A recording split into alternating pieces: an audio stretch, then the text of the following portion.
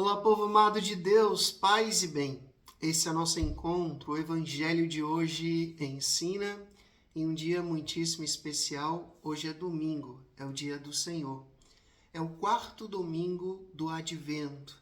Hoje nós acendemos mais uma vela da coroa do Advento e contemplamos este caminho que foi sendo iluminado durante esse tempo litúrgico tão importante que fala de esperança, fala das vindas de nosso Senhor. Então, abra bem o seu coração para que nós possamos mergulhar com profundidade no mistério da palavra do Senhor. Essa palavra que se fez carne. Jesus, o Verbo se fez carne e habitou no meio de nós por amor. Então, abra agora a sua Bíblia e acompanhe comigo o Evangelho de hoje. Lucas capítulo 1, do versículo 26 até o versículo 38. O Senhor esteja convosco, Ele está no meio de nós. Proclamação do Evangelho de Jesus Cristo, segundo São Lucas. Glória a vós, Senhor. Naquele tempo, o anjo Gabriel foi enviado por Deus a uma cidade da Galileia, chamada Nazaré, a uma virgem prometida em casamento a um homem chamado José.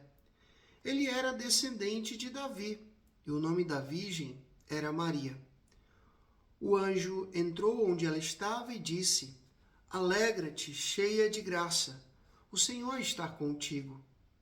Maria ficou perturbada com essas palavras e começou a pensar qual seria o significado da saudação.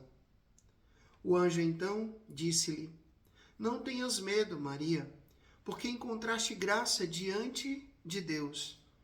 Eis que conceberás e darás à luz a um filho, a quem porás o nome de Jesus. Ele será grande, será chamado Filho do Altíssimo, e o Senhor Deus lhe dará o trono do seu pai Davi. Ele reinará para sempre sobre os descendentes de Jacó, e o seu reino não terá fim. Maria perguntou ao anjo: Como acontecerá isso se eu não conheço homem algum? O anjo respondeu: O Espírito virá sobre ti, e o poder do Altíssimo te cobrirá com a sua sombra. Por isso, o menino que vai nascer será chamado Santo, Filho de Deus. Também Isabel, tua parenta, concebeu um filho na velhice. Este já é o 6º mês daquela que era considerada estéril. Porque para Deus nada é impossível. Maria então disse: Eis aqui a serva do Senhor. Faça-se em mim segundo a tua palavra. E o anjo retirou-se. Palavra da salvação, glória a vós, Senhor. Eis aqui a serva do Senhor. Faça-se em mim segundo a tua palavra. Povo amado de Deus, durante o tempo do Advento, nos é apresentado muitas pessoas que foram profundamente importantes nos planos de Deus, na história da salvação. Nós escutamos muitas leituras do profeta Isaías, conhecido como o profeta da esperança. Escutamos falar de João Batista, escutamos falar de São José e hoje nós escutamos falar da Virgem Maria.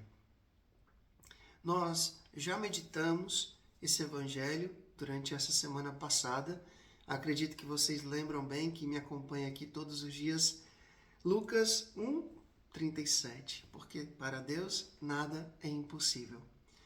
E como nós já meditamos esse evangelho, na semana passada, a partir dessa ótica da confiança no Deus que tudo pode, eu queria hoje acentuar outro elemento. Na verdade, 2, que é o medo e a fé. O medo e a fé. Veja que quando o arcanjo Gabriel chegou para Nossa Senhora, ela ficou desconcertada, ela não estava entendendo o que estava acontecendo.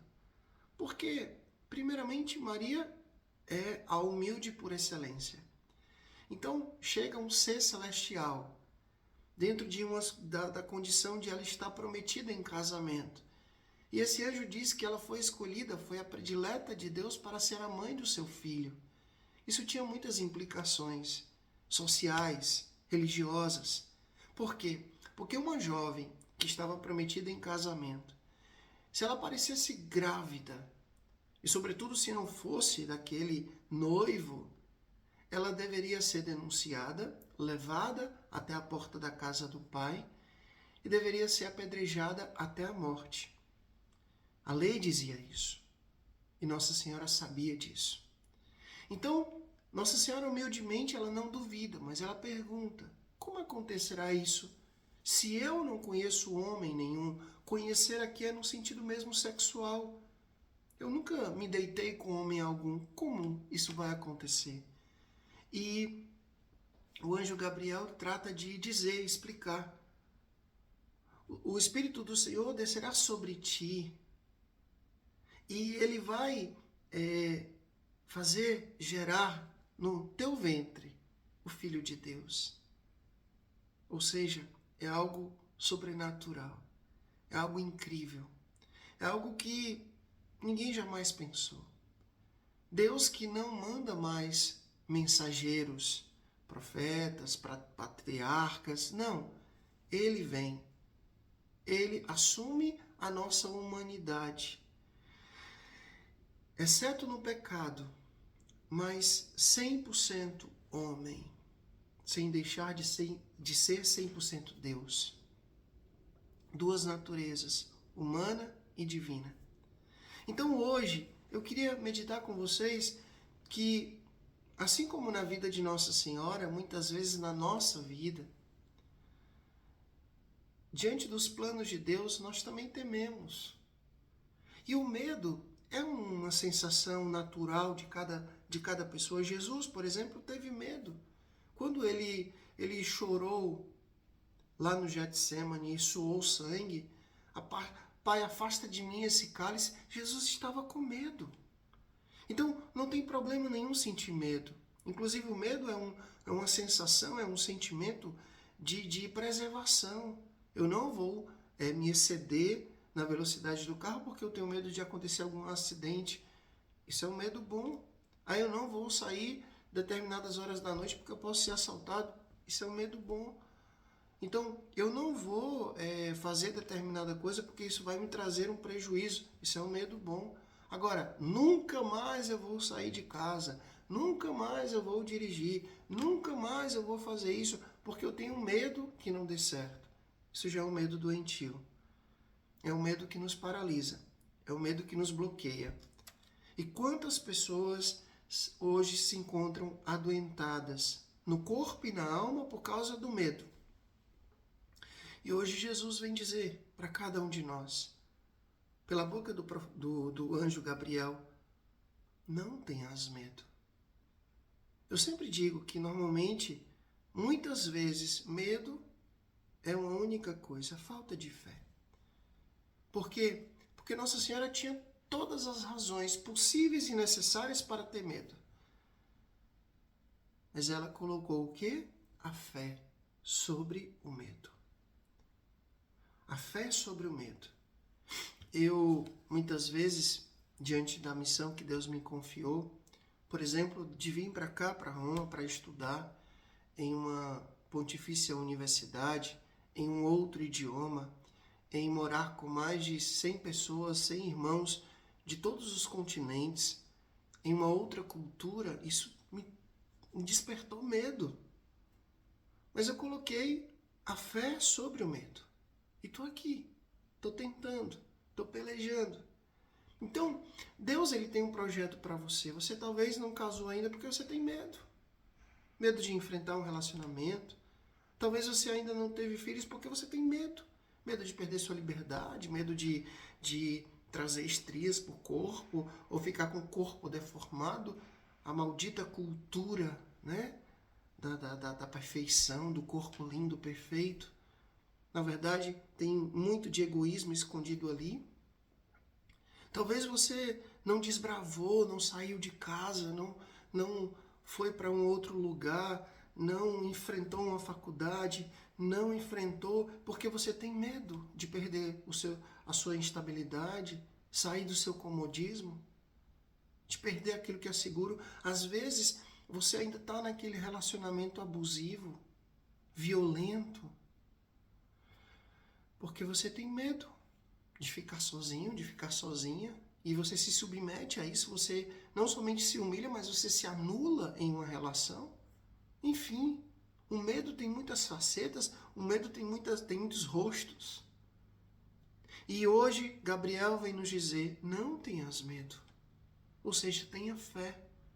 Porque quando a gente tem fé, a gente sabe que existe uma força maior que nos sustenta e nos dá condições e capacidade de fazer aquilo. Vocês não pensem que eu estou pregando aqui é porque o Frei estudou muito, porque o Frei é inteligente. Essa inteligência é Deus que dá. Essa sabedoria é Deus que dá e eu estou plenamente consciente disso. Eu sei do poder, da autoridade de influenciar você a partir da palavra de Deus. Isso para mim não é uma glória. Isso para mim é uma grande responsabilidade. Mas quem me dá capacidade para isso? Eu mesmo? Não. Deus. O Espírito Santo de Deus. Então, meus irmãos, hoje eu queria deixar muito claro para você qual é o seu medo. Qual é o seu medo? Me diga. Qual é o seu medo? E aí você vai colocar a sua fé sobre esse medo que não está te deixando ir avante, ir além. Coloque a sua fé acima do seu medo e a obra de Deus vai acontecer. Maria teve medo, mas teve fé. Uma fé maior do que o medo. E por isso o Filho de Deus veio a nós, se encarnou. Que a gente aprenda com Nossa Senhora isso. A fé sobre o medo. O Senhor esteja convosco, Ele está no meio de nós, que Deus Todo-Poderoso vos abençoe. Ele que é Pai, Filho e Espírito Santo, Deus os deu céu, paz e bem. Lembrando que estamos cada vez mais próximos de celebrar o Natal do Senhor e eu queria convidar você a não faltar à Santa Missa. Faltar à Santa Missa em dia de preceito, dia de festa, Natal, o nascimento do Senhor. Ah, Frei, mas é porque tem um amigo secreto, tem uma comemoração na casa dos meus pais. Não importa, vai depois. Mas primeiramente a Santa Missa. Então não falte a Santa Missa, a missa do Natal do Senhor. E desde já eu te desejo um santo e um abençoado Natal. O Senhor esteja convosco, Ele está no meio de nós, que Deus Todo-Poderoso vos abençoe. Ele que é Pai, Filho, Espírito Santo, Deus os deu céu, paz e bem.